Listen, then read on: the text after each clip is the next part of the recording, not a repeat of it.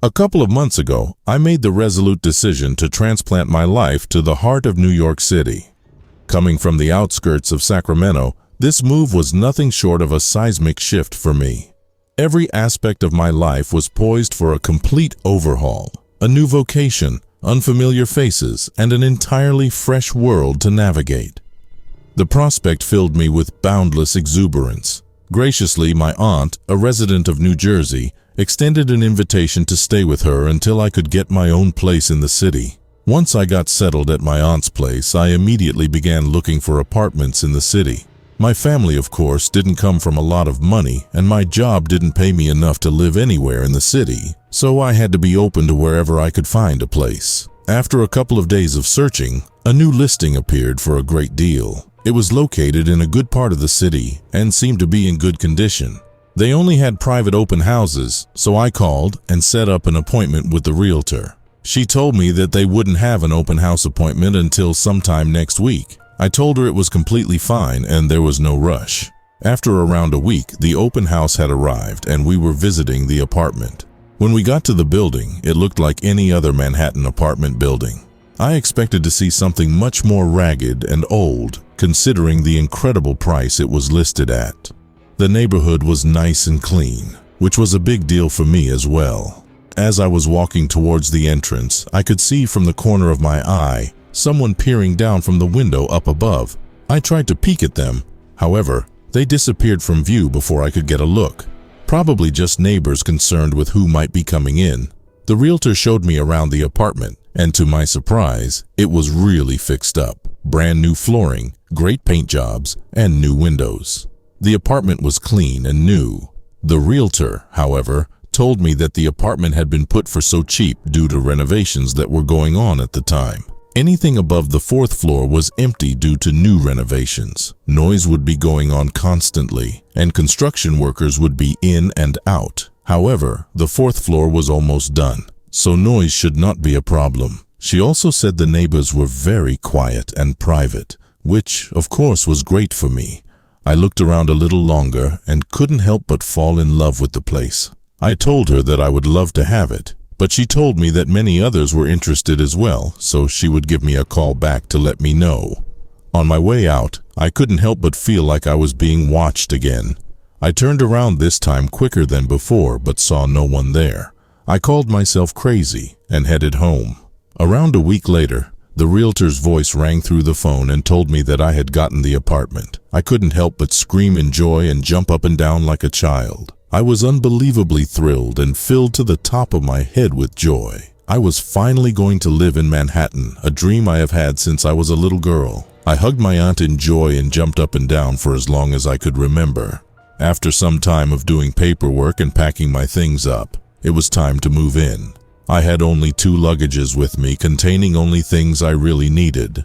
I wanted to buy new clothes here and really change up my style. I wanted to try something new and exciting. However, I needed to take this one step at a time, so for now, baggy sweatpants and hoodies will do. I said my goodbyes to my aunt and uncle as I thanked them for allowing me to stay with them. I couldn't be more grateful because without them, none of this would have happened.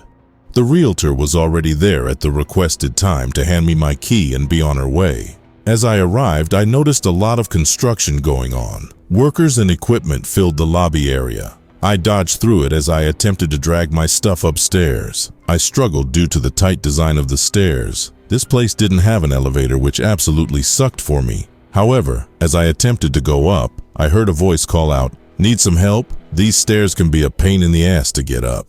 It was a middle-aged man, white and decent looking to be honest. He stood around 5'9" with a lean frame, introduced himself. "I'm Marcus." "Haley," I replied. "Just moving in?" Marcus inquired. "Yeah, I got really lucky with the price here," I shared. "Me too.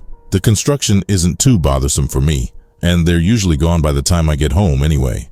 "What time do they usually wrap up?" I asked. "Around 6, I think."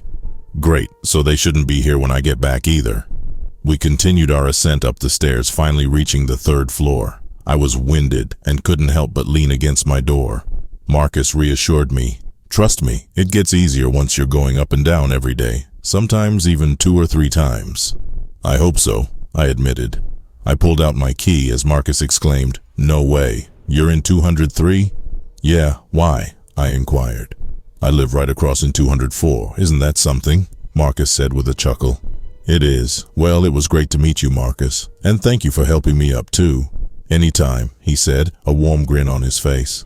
I found my key in my pocket, swiftly unlocking my door. As Marcus made his way towards the staircase downstairs, he called out, "Have a good one, Haley." "You too," I called back. So far, this place didn't seem too bad, at least not yet. After a couple of normal weeks of settling and getting comfortable, I began to go out more with friends from work to meet new people. I couldn't explain how excited I was to explore the city and meet new people. It was a breath of fresh air, and I wanted more. One night, my friends and I went out to a restaurant just a couple of blocks from my apartment. It was a small but neat little Italian restaurant. Brick walls surrounded us, and every table had that red and white Italian table cover on it. The walls were covered in beautiful paintings from all over. It was a splendid night. My friends invited some of their friends, and it was nothing short of a good time. My friends walked me back to my apartment since they lived nearby. They wanted to make sure I got home safe, especially after a heavy night of drinking. They walked me up the stairs, and I thanked them for being so great. I got inside and laid my bag on top of my bed, locking my door with both the chain and normal lock. Then I started going for the fridge and an ice-cold glass of water. I downed it rapidly and couldn't help but feel incredible after. Nothing like downing an ice-cold glass of water after a tiring night out. I started to prepare for a shower before bed. I hopped in, planning on just a quick cleanse to make myself feel cleaner before I lay down. As I was washing my hair, I couldn't help but hear scuffles and noise from outside. I couldn't tell if it was coming from downstairs or outside. No clue. One thing I didn't mention was my neighbors were very to themselves. Whenever I got up, I basically saw either construction workers or someone random. I couldn't tell who lived where or did what. Then again, this was New York. Most people didn't care about anybody else and couldn't give less of a shit about their neighbors. Going back to the noise, I couldn't make it out. The noise from the shower blocked it out. I was too tired and drunk to care about it, so I continued on. After my shower, I got ready for bed, turning off all the lights in the room and closing all the windows. But as I reached for the final light switch, my gaze snagged on the chain hanging from the door. I stood there, caught in a disorienting swirl of thoughts, vividly recalling how I had secured the chain earlier. The noise and the door both correspond together, but I was too drunk for this, I thought. My alcohol was getting to me. "The fuck am I doing?" I said. I grabbed the chain and pushed it back in, turned off the light and went to bed. A week later, I was getting ready to head out again. This time I actually left out my sleeping clothes so when I got home I could just shower and get straight into bed. Same as always, I got buzzed and my friends walked me home. I entered my apartment, my body heavy with weariness, every step a weighted effort. As my feet met the familiar floor, a surge of adrenaline shot through me, banishing fatigue for a moment. I turned to where I had carefully laid out my clothes only to find them gone. Panic fluttered in my chest like a trapped bird as I scoured the room. I scrutinized every corner, my eyes darting from the bed to the kitchen, then sweeping across the bathroom. The space seemed to close in on me, each detail magnified under the harsh glare of the lights. The soft hum of the refrigerator seemed to fill the room, a stark contrast to the frantic rhythm of my heart. My voice came out in a hushed mantra. No, no, no. What the hell? Frustration and anxiety knotted my fingers into trembling fists. I pushed my hair back from my forehead, my fingers leaving a trail of moisture from my clammy skin. Every breath was heavy, and each beat of my heart seemed to bang against my hollow chest. For a couple of weeks, the weird stuff had stopped, and I had stopped going out and just stayed home. Maybe it was all the drinking and going out that was causing this anxiety and weird stuff to happen. One night I had a company Christmas party, so of course I had to go. I was looking forward to it since I hadn't gone out in a while. I dressed up nicely and headed out early. I just got off my train to head to the party when I felt like I was being followed. I'm not one to be paranoid or have anxiety, but I have a tendency for these things. As a shiver of unease prickled my neck, I couldn't shake the sensation of being pursued. With a quick glance over my shoulder, my eyes caught a glimpse of a figure trailing in the distance. They seemed distant, but that didn't make me feel any better. In response, I quickened my pace, each step a hurried movement. The city stretched out before me, the familiarity of the streets now tinged with an unfamiliar chill. My heart raced in my chest, a steady drum banging against my chest. The destination was just a few blocks away, yet I dared not look back again, fearing what I might find. Every passing second felt like an eternity, the silence of the night amplifying the pounding of my heart. I kept going until I could feel the presence of more people around. Then I looked back, and they were just standing there. A dark figure in a black mask, just standing there, not moving at all. I went inside the party, and I headed straight for the bar because I needed a damn drink. The night, of course, was fun and laid back mainly. It was nice to get out again after all of the awful stuff that has been going on. As soon as I got home, I needed a glass of water from all the walking I endured. As I swung open the cupboard door, my fingers wrapped around the cool whiskey glass, ready to quench my thirst. But then, an abrupt halt.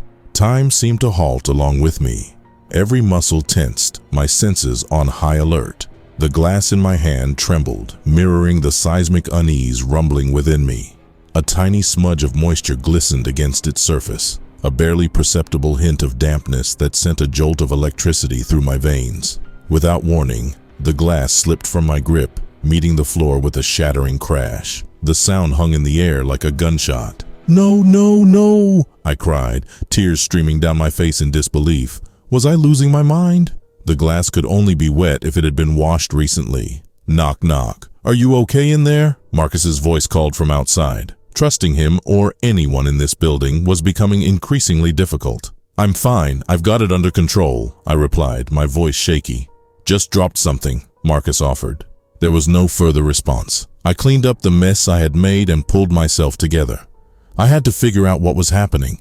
Was I really insane? I couldn't go to the cops with this story. They would call me crazy or do nothing at all. I planned to talk to the landlord soon. A couple of days later, while watching TV in my apartment, I saw Marcus arriving. I had never seen the inside of his apartment. It faced the back of the building, so light never really went in. It was always pitch dark in there from wherever I saw him go in. However, one night while grabbing the mail, I noticed Marcus had a ton of excess mail just sitting there. Maybe he forgot to grab it. Usually he would give me mine, so I wanted to return the favor. I grabbed his stack and took it up. About to slide it under, I realized it was too much to slide under. I could do it one by one, but that would be messy and ugly. Then I wondered if his apartment was open. Maybe I could leave it in there just on his counter. No, that was a dumb idea. But I did want to see his room. I had never seen his apartment before. Rarely ever saw him even go inside it, to be honest. I looked around to see if anyone was watching and concluded I was in the clear. I twisted it, and of course, it was locked. So I left the mail in front of his door. I only saw him enter it one more time after that.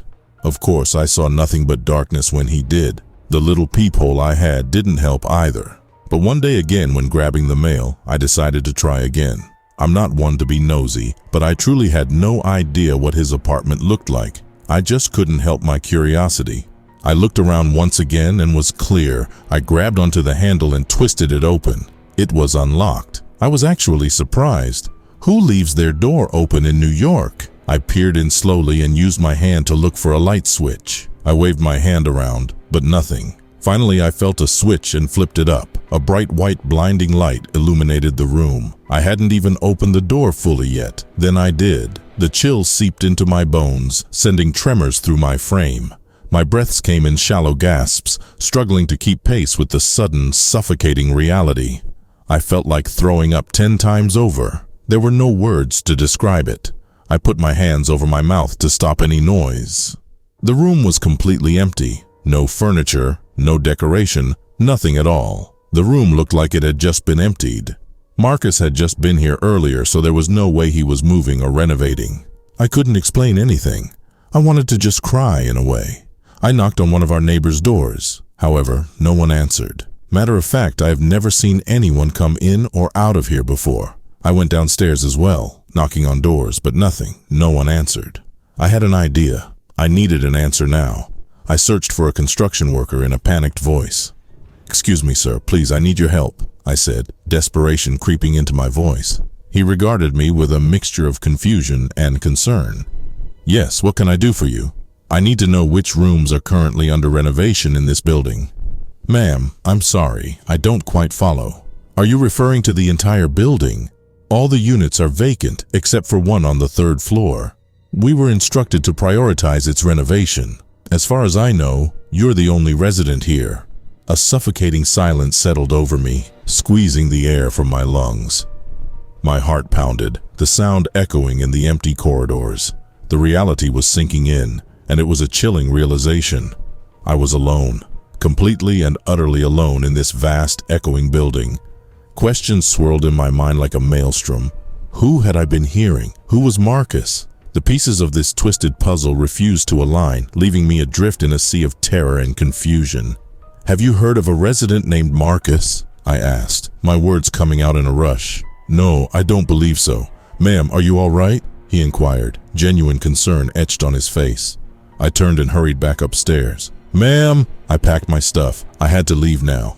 However, I had to know what was going on here. With my deal, my clothes, the glass. Then it hit me. Marcus had a key to the mailbox, and the room not because he lives here, because he owns the place. That would mean he has a key to every room. I hurried to grab my bags and pack stuff. I immediately ordered an Uber out to New Jersey where my aunt was. I hurried as fast as I could. I left certain junk and clothes I had no care for. I never wanted to come back. I grabbed both bags and headed for the door. The footsteps reverberated through the stairwell, each one a chilling echo of impending dread. I froze, every muscle in my body tensed as the metallic sounds grew closer. Clink, clank, clink, clank. Then, his head emerged from the shadows, a sinister silhouette against the dim light. My breaths came ragged, each exhale a visible puff of panic. I watched, paralyzed, as he slithered into his apartment. Minutes felt like an eternity. When the moment finally came, I inched open my door, praying for silence. Each creak of the hinges felt like a thunderclap, threatening to expose my desperate escape. As I crept out, my heart thundering in my chest, his door swung open with a gut-wrenching creak. "Hey, Haley, where are you headed? Look like you're moving out," he said with a chuckle. My heartbeat roared in my ears, drowning out his voice. My words stumbled out, a shaky whisper in the face of terror. I'm going visiting friends." Sweat drenched me, a chilling testament to my fear. He could undoubtedly see it, an unspoken confirmation of my dread. "I was just heading out, to a new spot down the street. Are you sure you don't want to try it before you go?" "I'm sorry, my ride's here, I really have to go." I pushed forward, but he reached for my arm. Panic surged, and I yanked away. "It's amazing. I had a meal there just a few days ago. I've even made a reservation for us." "For us?" "Yes, Haley, for us. You don't see it, you don't get it, do you?" Then, his revelation struck me like a bolt of lightning. "This whole place, it was all for you, you know. Ever since I saw you, I knew you were the one. Even those cute little designs on your pajamas, they're incredible. But you've changed for the worse. Every night you went out with your friends, I saw you change a little, becoming more like the girls in this city. I couldn't allow you to go out anymore. Ever since I tasted your lips on that whiskey glass, I knew we were meant for each other." My legs carried me downward, every step a desperate plea for escape. He pursued me, his voice a twisted symphony of madness. "Do you not see? This was all for you. All those other girls that came to see the apartment were all the same. But you were always meant to be here with me." Tears began falling from my eyes. "You are crazy. Leave me alone." I ran for it, going downstairs. Marcus's voice echoed from up above. "You're crazy here, Haley. They'll never believe you, Haley."